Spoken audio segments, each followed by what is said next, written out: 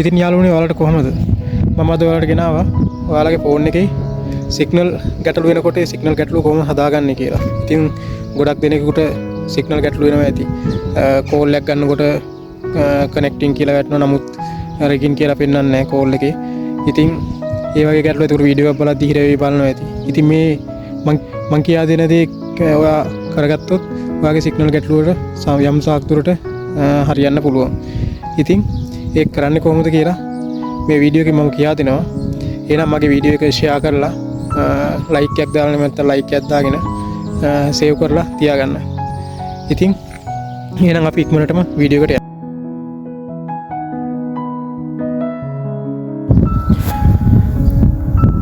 ඔයා එහෙනම් මුලින්ම යන්න ඔයාගේ ෆෝන් එකේ සෙටින් එකට.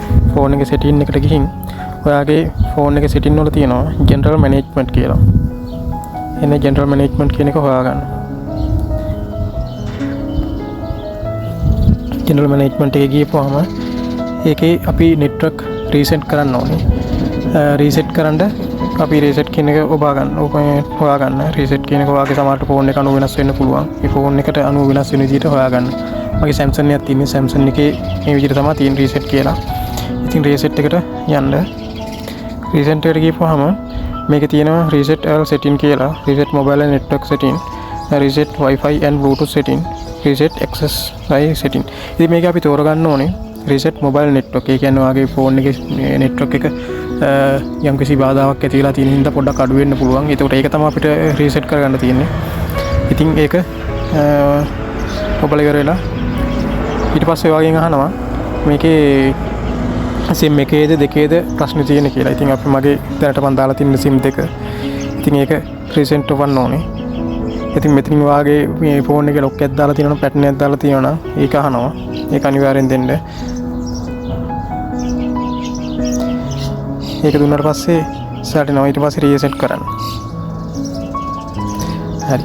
network setting reset කියලා වැටෙනවා. එතකොට ඒක complete වෙලා තියෙනවා. එතකොට මේ network mobile වාගේ දැනට අදාළව කරගෙන යන්න තියෙන්නේ මේකේ reset mobile network එක විතරයි. අනිත් ඒවා මේවා කරන්න යන්න එපා. මොකද ඔයාගේ phone එක reset වුණොත් එහෙම සමහර විට ඔයාගේ වැදගත් දේවල් නැති වෙන්න පුළුවන්. සම්පූර්ණ මේකෙන් ඉවත් වෙන්න පුළුවන්. ඒ නිසා මම මේ කියා දුන්නු දේ විතරක් ඔයාලා කරන්න. යාළුවනි මම කියා දුන්නු විදියට ඔයා මේ දේවල් කරන්න. එතකොට ඔයාගේ phone එකේ ගැටලු තියෙන signal ගැටලු තියෙන එකට යම් තාක් දුරට විසඳුමක් එන්න පුළුවන්. ඒ නිසා ඒ දේ හරියට කරන්න. ඒ දේ විතරක් කරන්න. වෙන රීසෙට් කරන්න ගිහිල්ලා ඉවරලා ඔයාගේ අනිත් data නැති කරගන්න එපා. මොකක් හරි ගැටලුවක් තියෙනවනේ යටින් කමෙන්ට් එකක් දාලා අහන්න. එතකොට මම ඒවට රිප්ලයි දක්වන්නම්.